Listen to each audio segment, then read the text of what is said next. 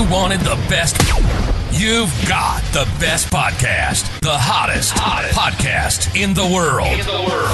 The Chris Voss Show, the preeminent podcast with guests so smart you may experience serious brain bleed. The CEOs, authors, thought leaders, visionaries, and motivators. Get ready. Strap yourself in. Keep your hands, arms, and legs inside the vehicle at all times, because you're about to go on a monster education roller coaster with your brain. Now, here's your host, Chris Voss. Hi, folks. Voss here from the ChrisVossShow.com. Ladies and gentlemen, there are these things that makes it official. Welcome to the big show. As always, the Chris Voss Show has been here for over 16 years and 2,300 episodes, and you guys keep making us make more. What the hell? We're tired already. We want to take a nap. Anyway, guys, refer the show to your family, friends, and relatives. Go to goodreads.com/Chris Voss, LinkedIn.com/Chris Voss, Chris Voss1 on the TikTok, and all those crazy places on the internet. Opinions expressed by guests on the podcast are solely their own and do not necessarily reflect the opinions of the host or the Chris Voss Show. Some guests of the show may be advertising on the podcast, but it is not an endorsement or review of any kind. We have an amazing young lady on the show. We're going to be talking about some of her consulting, some of the different things she does. She's also a contributing author to the book She Built It, Inspiring Strategies and Stories for Women in Business, and that came out September 26, 2024, with a multitude of authors in it. And we'll get into all of her deets and lessons you can learn from her on how to make your lives better. And if you don't, or else we'll come back there, pull the car and come back there. Suzanne Rath is going to join us. She is a speaker, executive health and leadership coach, and award-winning leader in specializing in high performance, endurance, leadership, and sustained success. With a background as a physiotherapist and a business owner, she is firsthand experienced in overcoming burnout, chronic fatigue, and relentless demands of leadership. Her mission is to help high performers, executives, business owners, and leaders reclaim their energy, sharpen their focus, and lead with vitality. She blends science-backed health strategies with real-world leadership insights, empowering professionals to thrive in high-pressure environments. She's the founder of multiple allied health practices and a coach to leaders and business owners. She speaks on sustainable high performance, resilience, and the power of endurance in leadership, drawing on lessons from both business and endurance sports. Welcome to the show. How are you, Suzanne? I'm great. Thanks, Chris. Thanks for having me. Thanks for coming. Give us your .coms. Where do you want people to find you on the interwebs in the sky? Yeah, so I'm on suzannerath.com.au. I can also be found on LinkedIn and all the good socials. So give us an overview of what's inside this book. Tell us what this book's about. She Built It. So She Built It is an anthology of female leaders. It was curated by a good friend and former mentor of mine, Angela Cedrin, who brought together women with really unique stories of how they succeeded in business, how they succeeded in leadership.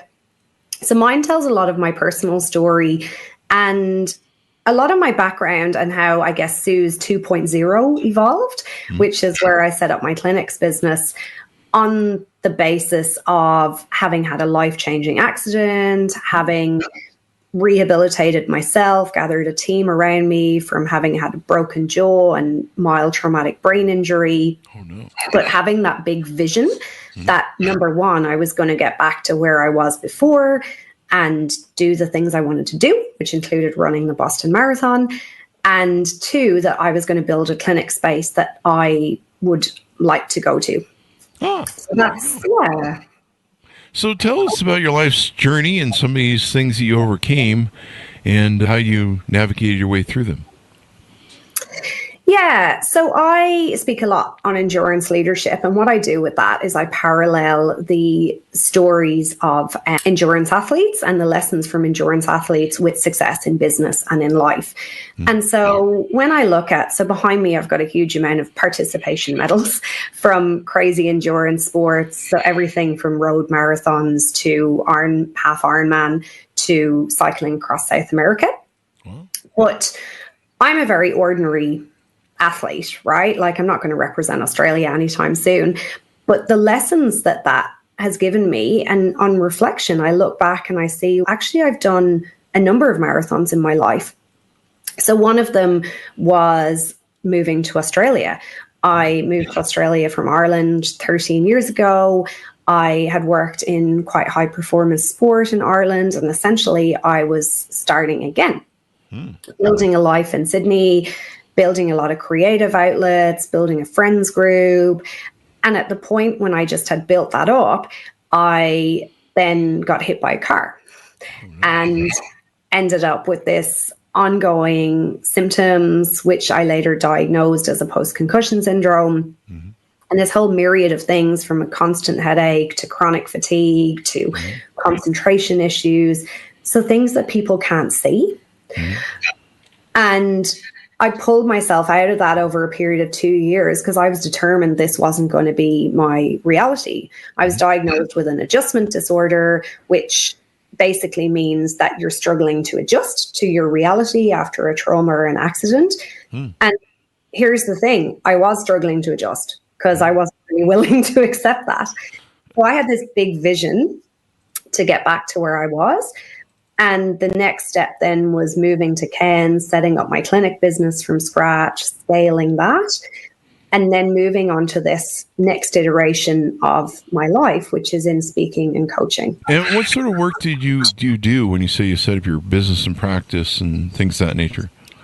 Yeah, so my background's as a physiotherapist. So I wanted to set up the clinical space that I would want to go to. So a space that embraced holistic healthcare, that embraced preventative medicine, where we thought outside the box, where we treated the whole person, not just a body part. So I wanted that multidisciplinary one-stop shop. And I got there over a period of the last 8 years. Like, I've been the Cairns Businesswoman of the Year. We've won multiple other awards. And a couple of years ago, I realized that actually I'd achieved that vision for the clinics. Oh, wow. And then it became about designing my ideal role within the clinics. So 3 years ago, I sat down, I wrote a letter to myself and what I would love my role to be like. And it was very much as that visionary, big picture thinker, strategy, but not managing the little day-to-day things. So not being involved in every little decision, not being stuck in the weeds, and not pandering to absolutely everyone. So I really had to have a clear vision of where I wanted to go with that. And over the space of the 3 years since I wrote that down, I've gotten to that space where I've built that role that's energized me. The clinics are ticking away really nicely. And we always are open to looking at services and things like that that will really enhance the lives of our community and enhance the lives of Far North Queensland. So last year we brought in mild hyperbaric oxygen therapy, which is awesome. Lots of people doing great work with that in the US. But for me, it was always about that boutique service. So it was never about franchising. It was never about just putting more bums on seats. It was about having really high quality whole person care. And so anything that adds to that vision goes in, and anything that doesn't stays out. It's important to have these things lined up correctly. And so tell us about some of the ways you help your clients and help people. I know you do some speaking, but what are some things people are coming to you, they're having problems with, they're having issues with, et cetera, et cetera? So a big thing I see is around energy management. And the energy management really has three major quadrants. So I work with a lot of women who own businesses, who are over 35, and they've hit this pinnacle of their career, and they're looking around thinking, is this it? You know, I thought this would be different. Often they're still stuck in the weeds. They're still trying to keep everybody happy. They feel guilty if they step out of the business. They feel guilty when they're not with their kids. They feel guilty when they're not with their parents. And so there's this constant almost managing of lives rather than leading of lives. And this is where that three-part structure comes in. We need to look at how we build energy in our roles and in our businesses. We need to look at how we build high-performance health habits. And we need to look at how we build energizing lives. And that's everything from our boundaries and our resourcefulness to our relationships and the quality of our relationships. Mm-hmm. Can you give us an example of what it means to build energy? Because I need some. Yeah, energy is like a bank account, right? So you think very intentionally about when you're making deposits into it and when you're taking energy out. And so it really involves this intentional look at how you are investing your time and the relationships, what you're putting into your body, the type of work that you're doing. And what was really interesting for me was I had grown to be really good at a lot of work that I was doing in the clinic space. But when I looked into genius zones and strengths and things like that, I was spending 80% of my time doing work that was really de-energizing. So instead of being up here in this big picture thinking ideas zone, I was down in the trying to get people together around ideas and help them on their terms zone, which is my zone of burnout.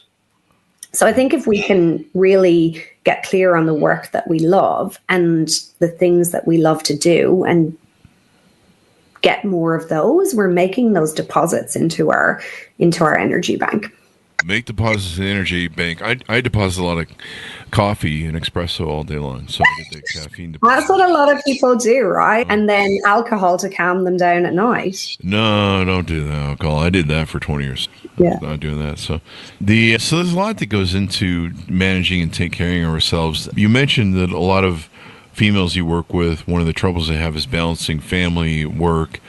Being an entrepreneur, of course, you feel like you need to be in your office 24/7, or even if you aren't, you're thinking about it 24/7. I mean, I used to just explicitly dream business. There was a point in my life where I was dreaming what I was going to do the next day, who was going to fire, what meetings I was going to have. I would literally dream my next day.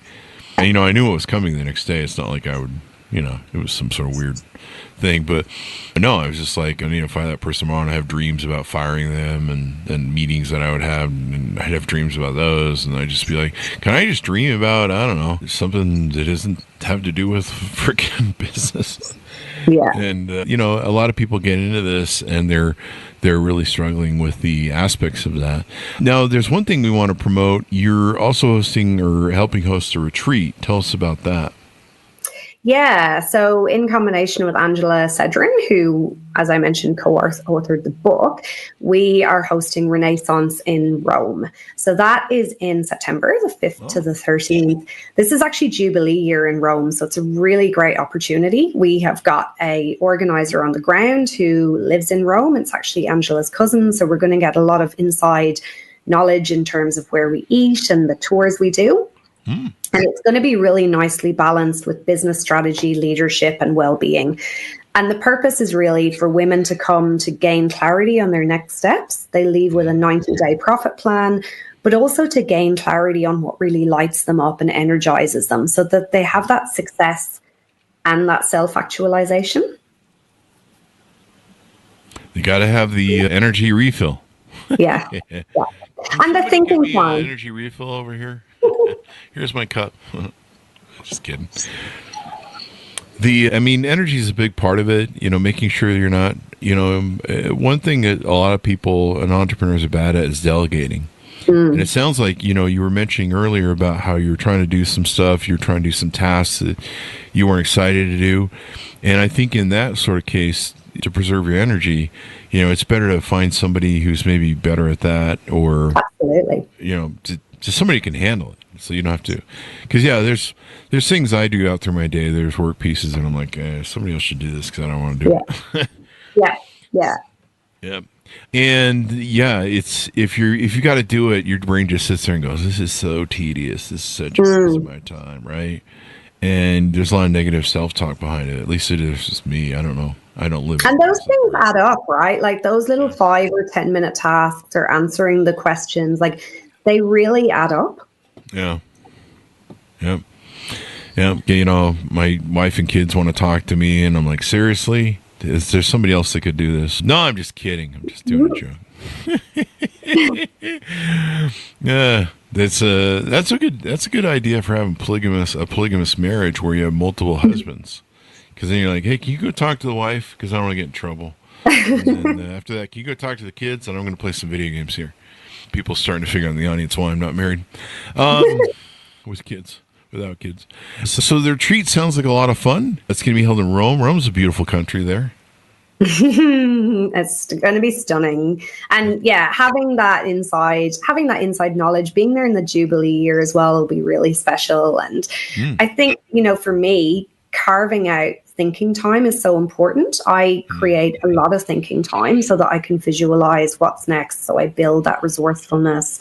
And so I'm really clear on the next steps. I think often as entrepreneurs, like you said, we're just running from one thing to the next. So we're reacting rather than being proactive. I plan my screwing around time pretty much all the time. So I'm like, that's what I do. I plan everything. I'm like, what are you going to do this weekend, Chris? I just sit and play video games in my underwear and drink, sit naked in my lounger couch and eat Cheetos all the time. So I'll just be covered in a yellow dust. Cheetos whatever floats your boat. Yep, whatever floats your boat. So that's my weekends. At least Fridays.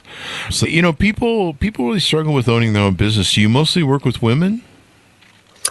I think women tend to struggle a lot more with guilt. So I've worked with both men and women, but mindset is such a huge part of this. And actually part of what we're doing in Rome is enabling women to step up to that next level. I know that at points in my life when I've switched from having an employee mindset to a business owner mindset, when I've switched from having a,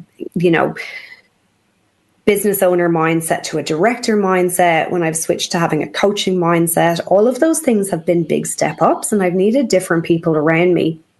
And I've really needed to change my mindset so I don't get dragged back in to the other things, because we can be really good at doing something, but as you mentioned, it's not either necessary for where we're going or it's not what energizes us.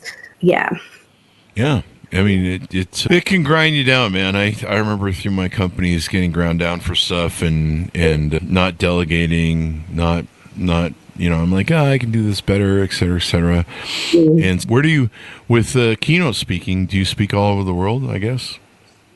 Yes, I'm mostly Australia at the moment, but I certainly have the capacity to speak all over the world. And I obviously am Irish originally, so I have that very diverse, I guess, outlook on things. We have a really diverse team and work too. And, often that diversity of opinion, I think across countries, though, we deal with really similar issues in terms of productivity and employee engagement and all of those things. Yeah. Ireland to Australia. Well, it seems kind of normal. Didn't everyone from Britain? It's quite common. Quite common, yeah. Except there's a lot of crazy things that can kill you on the Australian thing there. The spiders and the lions, the tigers, the bears, and the alligators.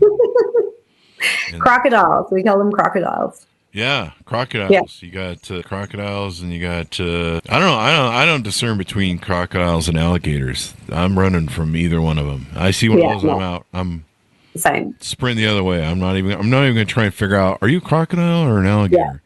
Yeah. Both seem to have teeth, and they're very big teeth. They roll you with the death roll. Oh yeah, I've seen stuff on that, and I'm just like, wow, yeah.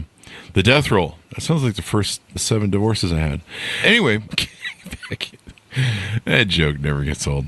What have we talked about that you offer and help people with what you do in the work with them? What? Sorry? What have we talked about? What have I missed? Is there anything I've missed that we want to tease out to people to get to know you better and work with you? Yeah. So I think, going back to the idea of that marrying that health and that leadership piece, a lot of really common health programs now and workplace well-being programs and so on, they actually miss the leadership and they miss the boundaries and the resilience building. And those pieces are so important because I think as business owners, we've got so many things, like so many irons in the fire, and somebody coming in and saying, oh, you need to meditate or you need to eat better, or you need to do this, it just becomes another thing to our list of things to do. What we actually need to develop are not just those health habits that fit into our day and actually energize us, but also that laser focus. So this goes back to that endurance athlete model. The laser focus, the big vision, the ability to navigate towards that one vision. Because you don't see a lot of marathon runners that are like, oh yeah, I might just go off and play pickleball as well professionally, right? So that laser focus that we all need to learn from, but also little things like how to adequately use recovery so that we show up with fresh minds, with fresh thinking, so we can actually lead rather than managing. And then tease out a little bit what recovery looks like. Yeah. So big key point for me is the scheduling of breaks and intentional breaks. So a lot of people think recovery or self-care is, oh, I'll go to the spa or I'll take like a golfing weekend, right? And then I'll come back and I'll work 70 hours a week and I'll never take a break. I can work really long hours and be really energized, but in the day, I have 2 to 3 main types of breaks that I take. And one of them is a piccolo break. And that's not because I always have a piccolo, but it's like a 3 to 5 minute break where I'm just really intentional about, instead of between big tasks going, oh, I'll quickly check my emails, I'll quickly book a flight. I close my eyes, I walk outside, I go and make a cup of tea, I pat the dogs. So I deliberately give myself that brain break and that break from that visual stimuli. And the research on these proper taking of breaks shows an increase of productivity of over 20%. So that's the seller for me, right? That's the reason for me to finish my block of one task that I've time blocked and to take that intentional 5-minute break. And then you've got your longer sort of lunch, like your reset. And generally for me, I would take about half an hour. I'll just change my surroundings. Again, I try and get out in nature, but I'm very, very intentional with what I do with that time. And so when my phone's away, my phone's away. When I'm not in work, I'm not in work. But when I'm in work, I'm present and I'm focused on those core tasks that I've actually diarized to do. Being focused really helps. I used to do a thing in the morning where I do it during the summers and when it's warm, but there used to be this thing where you would go out in the sun, get your vitamin D, kind of wander through nature, get some peace, all that sort of stuff. And taking breaks and trying to reset, keep your mind clear and everything. I mean, it can really make all the difference in the world when it comes down to it, really. No. So anything more we need to touch on or tease out about what you're doing before we go? No, I obviously, for conference and professional speaking bookings, I can be contacted via my LinkedIn and can present online or in person. And otherwise, love to chat further about high performance coaching and Renaissance in Rome. So people can reach out to you, they can set up calls, all that sort of good stuff. Yeah, absolutely. Thank you very much for coming on the show, Suzanne. We really appreciate it. Thanks for having me, Chris. And thanks to our audience for tuning in. Order up the book wherever fine books are sold. It is She Built It, Inspiring Strategies and Stories for Women in Business. And you can reach out to Suzanne for her Rome. Nice way to get into a beautiful city. I mentioned earlier the country of Rome. I should have said Italy is the country, but I'm sure someone will send me. Like, what are you, a dummy? I thought that was intentional. Some stuff just flops out of my mouth, people, and it's not that I'm dumb, it's just that I'm dumb. Anyway, guys, thanks for tuning in. Be good to each other. Stay safe. We'll see you guys next time. And that should have us out.